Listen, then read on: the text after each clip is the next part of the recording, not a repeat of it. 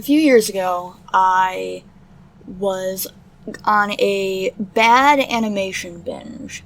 I watched things like Alpha and Omega and several other poorly animated series, one of which that had caught my attention back then was something called Kulipari, Army of Frogs.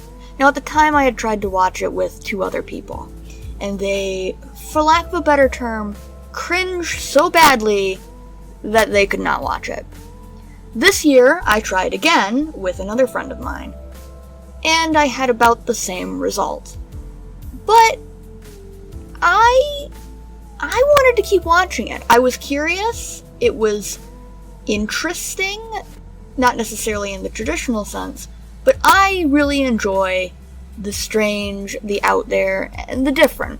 And this was definitely different. So I watched it, and I enjoyed it. I actually really liked Kulipari, Army of Frogs, and its sequel, Kulipari Dreamwalker. So now I just want to ask some questions, because what the hell is the lore of this series? How do the colors of the Kulipari work? Theta, Tipi, and Tharda are just vibrant blue, pink, and red from the very beginning, even as tadpoles, whereas Burnu, Pongo, Kyoba, Dingo, and Wilka all have dull colorations, as well as a vibrant one, which seems to only activate when they are tapping into their poison, or going into their Kulipari mode. So, what are the rules for that?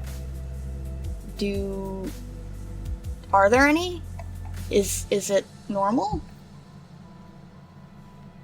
What constitutes as a Kulipari? Anything with poison? We see Marmu and Stinger are both able to, quote-unquote, tap their poison. But all scorpions are poisonous within the lore, and in real life. Another is with Jara and Fulga, who are both spiders, and all spiders, again, being poisonous. Finally, Gila Monster, later on, he's poisonous, and he can tap his poison. And then Kilara, who we don't really know what he is, can do it as well. So does that mean all of these animals are inherently poisonous? That they have to achieve a certain level of strength in their poison?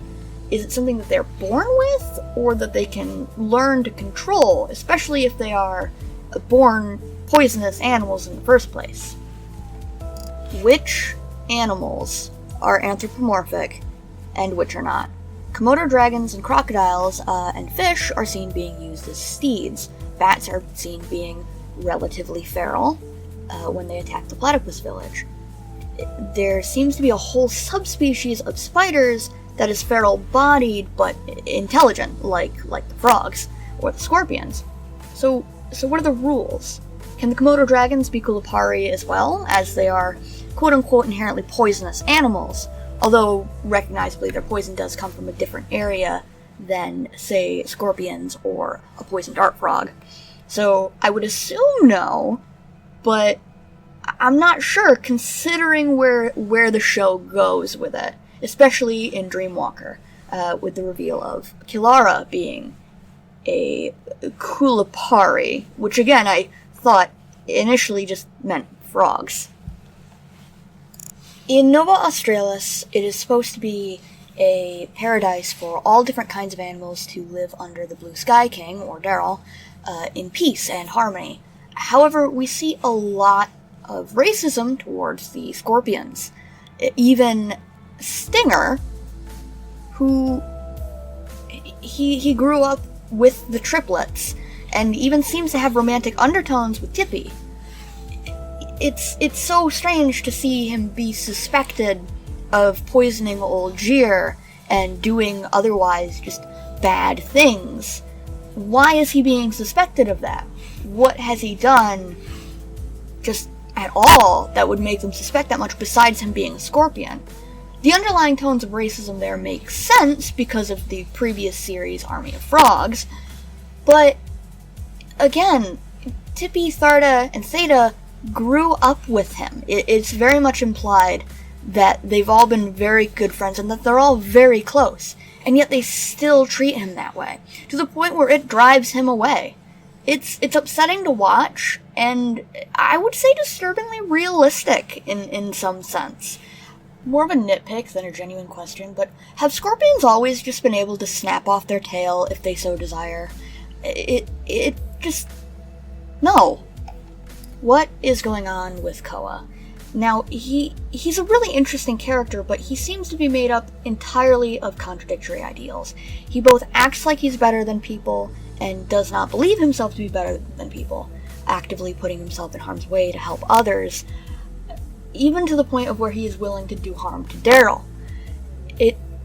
I know that the idea is that he has a good and evil entity in him trying to take control, but it feels somewhat rushed and a little awkwardly done. Now, again, we assume there is going to be more after Dreamwalker, based on a tweet I got from the creator, but we don't know. We don't know where Koa is going to go. We don't know how that's going to play out. I can only hope the writing for him gets much better. I can only assume that the books offer more of a conclusive reasoning for some of these things. I can only hope. But those are my biggest questions, my biggest qualms with the series as it stands. I really enjoyed Army of Frogs and Dreamwalker. I was surprised I enjoyed it, considering a good chunk of the music and animation is not the best. But I would absolutely recommend, if you're into more alternative fiction or just a little bit stranger things, give it a watch. Just get through the first 3 episodes, I'd say, and see if you like it. And to end this off, I'd like to give a shout out to @TrevorPrice on Twitter, the creator of Kulipari, who responded quite ominously when I mentioned that I was surprised that Kulipari has a following at all. I wasn't expecting that. Beyond that, I'd like to offer a shout out to @FursForForests on Twitter. They are reposting fundraisers by furry artists to help the Amazon rainforest, and I would very much consider it nice if you would go and check it out and see if you like anything. Even a repost helps. Thanks, guys. If you like this video, click the like button. Yada yada yada. I don't really like that YouTuber spiel, but I'll see you next time.